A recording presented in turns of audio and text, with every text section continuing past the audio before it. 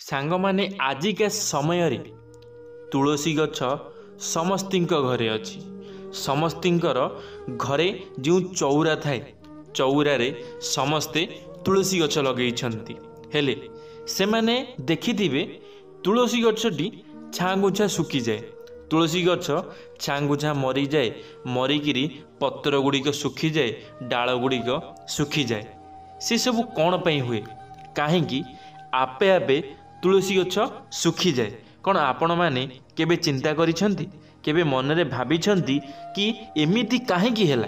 किछि आम उपरे अशुभ संकेत पड़िबा को जाउनी तो, आमर किछि खराब हेबाकू जाउनी तो, सेथिपई आमको भगवान एमती सब देखौ नाहंती तो। तुलसी गछ सुखी जाउची, तुलसी गछ मरी जाउची, एमिति काहेकि हेइताय जानिबा आजिर एई भिडियो माध्यम रे।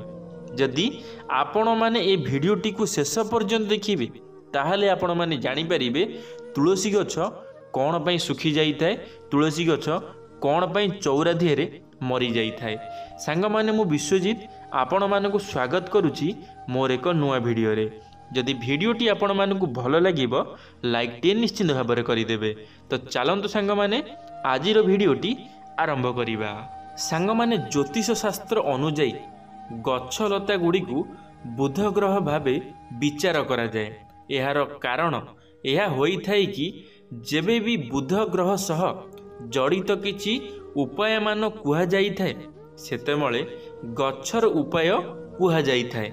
जेबे भी राहु और केतुर घर उपरे बा घरर कौनसी सदस्यंक उपरे खराब हेबार थाए बा विपद आसीबार थाए तेबे घरे थिबा गछलता संकेत देइथांती। सांगमाने जेतमळे घरे काहार देह खराब होबार अछि, काहार राहु और केतु जेतमळे किछि खराब करिबा को चाहिथांती सेतबळे गछलता माने संकेत देइथांती। आज आमे जानिबा तुलसी गछ सुखी जिबार अर्थ कौन होइथाय। हिंदू धर्म रे तुलसी गछर विशेष महत्व रहिछि। तुलसी गछ को प्रत्येक हिंदू घर मानंकरे पूजा करा जाइथाय। तुलसी गछर व्यवहार आयुर्वेदिक रे मध्य व्यवहार करा जाइथाय। तुलसीर किछि औषधीय गुण मध्य रहिछि। सांग माने आपण माने भलो भाबरे जानिथिबे तुलसी पत्र रे जहाँ भी आपण मानकर औषधीय गुण रहिछि। जेमिति कि आमे तुलसी पत्र महू खाइले आमर थंडा जर कमी जाए। आमको थंडा जदि अधिक होइदे आमे तुलसी पत्र महू बाटिकी पी देले आमको भलो लागे। तुलसी पत्र व्यवहार करिबा द्वारा शरीरर अनेक रोग ठीक हो जाइथाय। तुलसी गछर किछि खास गुण मध्य रहिछि। तुलसी गछ जेते जेते बढ़ी थाए सेतिकी घरर उन्नति मध्य होइथाय। सांग माने आपण माने देखिथिबे तुलसी गछ जिते बढ़ुथिबो सेते घरे कौनसी ना कौनसी उन्नति हेउथिबो। केबे एही जिनसटी को मार्क निश्चित भाबरे करिवे। आपण माने कोन करिथांती ना छोटे छोटे तुलसी गछ आनिकिरी चौरा धेरे लगेई थांती। आपण माने बड़ होबाकू देई न थांती। जेतेमळे बड़ अधिक होइदाय आपण माने कोन करिथांती कहिथांती बेसी बड़ हेले चौरा धेरे जेगा हो नाही, बहुत बड़ होई गेलाळो ताकू फेरे उठेइगिरी फेरे छोटो गछ आनिकी लगेई देई थांती। हेले एमिति केबे करिवे नाही, कारण तुलसी गछ गोटे एमिति गछ जेते बढ़िबो सेते आपणकर उन्नति होई होई चलिबो।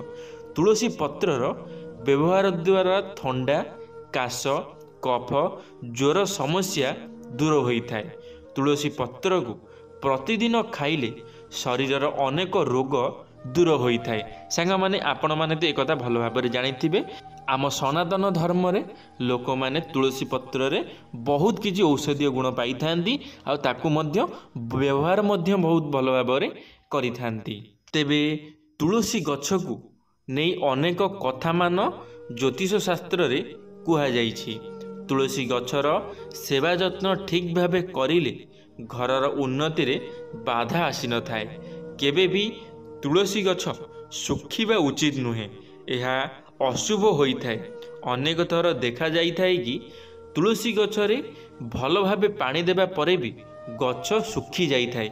सांग माने आपण माने थरे मार्क करिथिबे जार किछि अशुभ संकेत बा अशुभ होबाकू जाउतिबो से तुलसी गछ को बहुत जत्न नेउथिबो तुलसी गछरे डेली पानी भी दउथिबो हेले से तुलसी गछटी बढ़ु नथिबो से धीरे धीरे से तुलसी गछटी सुखिबाकू लागुथिबो आउ केते थर तो तुलसी गछ सुखिकी मरी जाई थाए मध्य ज्योतिष शास्त्र अनुଯାयी यार अर्थ दुर्भाग्य सह जोड़ा होई थाए माना जाए कि जदि हठात तुलसी गछ झाउली जाइकी सुखी जाए तेबे सेही घरर सदस्य मानक उपरे किछि समस्या आसीबाकू जाउछि।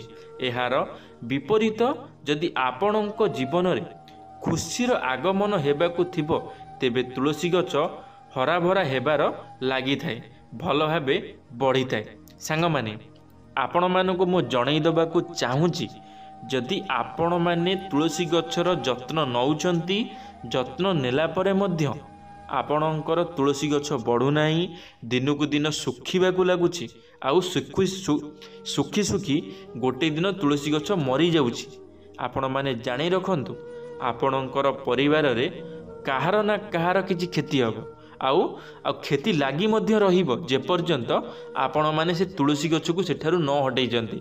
गोटे कथा मन रखि थांतु जदि तुलसी गछ मरी जाइछि केबे भी हेले से तुलसी गछ को चौरा रे रखिबे नाही हटै देबे जेते जल्दी पारिबे से तुलसी गछ को नहीं कौनसी नदीर पानी माने बही जाउथिबा पानी से पानी रे भसई देबे। तुलसी गछ को मल्ला तुलसी गछ को केबे भी हेले निजर चौरा देहरे लगेगी रखिबे नाही यह हेउची सबुठारु बड़ अशुभ संकेत।